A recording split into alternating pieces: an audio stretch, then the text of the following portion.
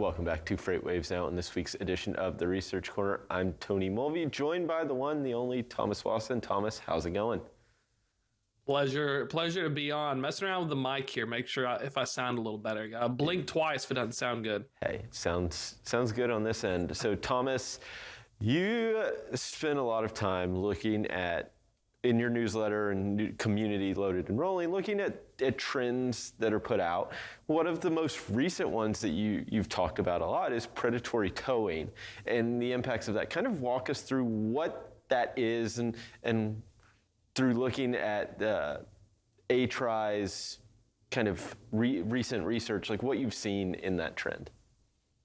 Yeah, ATRI data is great because towing and recovery is one of those situations where it happens. It's always going to happen, but we frequently don't pay attention to it. We like to lump it into, conversations, total cost of maintenance. It's normally a maintenance question that doesn't rise past a director, or it gets kind of holed up within an org chart. So, this ATRI data is really cool because two of the big takeaways I thought about was not only is the location of where you're getting towed matter, because if you're the only tower in the middle of an area off of 80 in like Wyoming, then you're going to have your pick of the litter on terms of charging.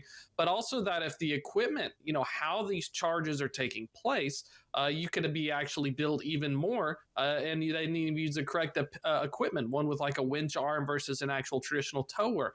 Depending upon what's available. So there's a huge disparity. It was the third piece on prices and what's being paid. Yeah, we have a chart here that kind of shows the difference in kind of the hourly rate based on the equipment, that towing equipment, as you mentioned, right? You've got the wreckers on the top, and I mean, you're looking, 30% of invoices between that $400 and $500. When you look at the bottom, those rotators, you're talking about the same percentage, but in that $8,000 to $1,000 range, right? So around that $900. I mean, that's a big difference in the equipment, but I think one of the interesting things, and you kind of mentioned it, these costs kind of get lumped together and kind of almost hidden.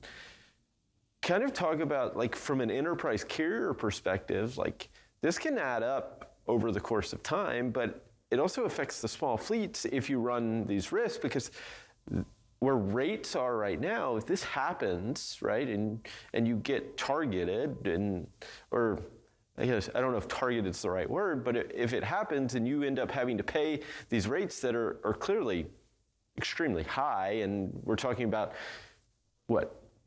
20, I mean, if you're talking $900, I mean, you look at the NTI at $2.30. If you're talking 1,000-mile lane, it's $2,300. You're talking about an almost $1,000 cost here. I mean, you're talking almost half of the revenue going to pay this cost, right? Oh, especially when you have really thin margins, which trucking has, 5 to 10% on a good day, 20 if you're kicking out of the park. That $700 load that you're running that you just broke down under, it's probably going to take you 2 weeks of actual net income to make up the difference of the cost of the wrecker, if you think about it, because of other costs like fuel and wages. But the challenge is when we talk about predatory towing, and also if you don't pay or if you disagree with what the payment terms should be after the fact, they can impound the trailer. They don't have to release it. So you're really stuck between a rock and a hard place, regardless of your carrier size. And another challenge is the cost escalation. If you have a trailer that ended up needing a new axle, if you had a vehicle that was broken down, or even in an accident, it gets hauled to a yard, they'll typically charge you per day for even sitting there as a storage fee. So that's another headache. And then finally, let's say you finally have to deal with it. You bite the bullet. You're paying these inflated prices as well as a storage fee. Well, good luck doing the invoicing, because there's not a standardized invoicing, and also towing regulations can vary by state. So open up a whole new can of worms when you get to the checkout line. Yeah, it's one of those, I think it's interesting. You kind of mentioned trying to have to make up the cost, and it's really difficult to do that when you think about volume levels, kind of where they're at. I mean, they're in a healthy place, but rates are down. It kind of depends on who you are, but you're also fighting regulations with hours of service and things like that. So, I mean, for a driver to pick up extra time, you have to fit it in. They're already condensed time frame schedule. So like it's difficult to make that back up on the back end.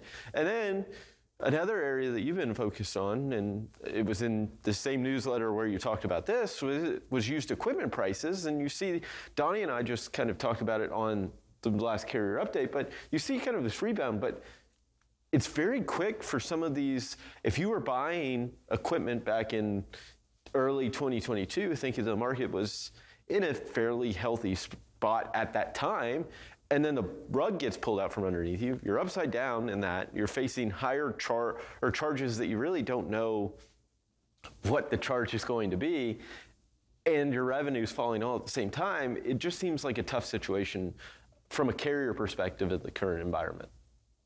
Yeah, if you don't do the large fleet purchases like we see with thousands of new Cascadias or Volvos, and you're buying on the secondary or the used market, then yeah, there's a real risk that you could go under a water, and it's something you really don't want to have to deal with.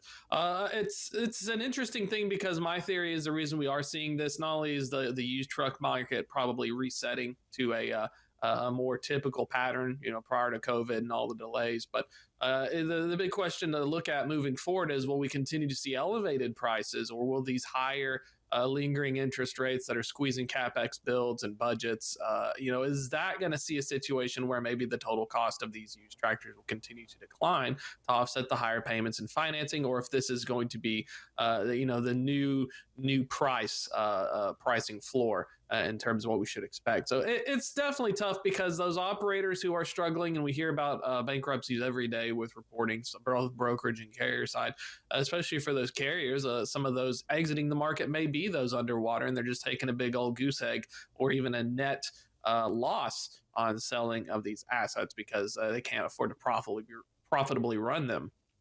Awesome stuff. As always, Thomas, thank you so much for joining me on this week's edition of the Research Corner. Be sure to check out his newsletter and his show, Loaded and Rolling. But right now, we'll take a quick break. We'll be back with more Freight Waves Now.